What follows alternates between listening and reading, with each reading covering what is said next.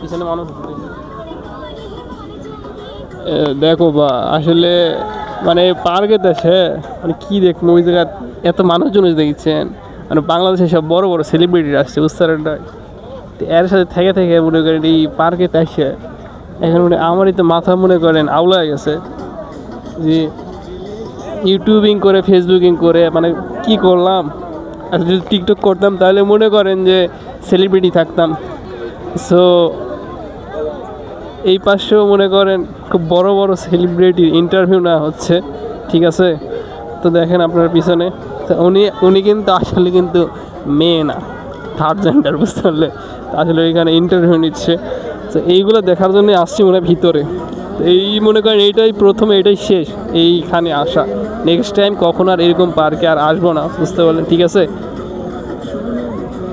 তো এইগুলোই দেখতেছি পাগলের পাগলামও দেখতেছি শুধু হাঁটো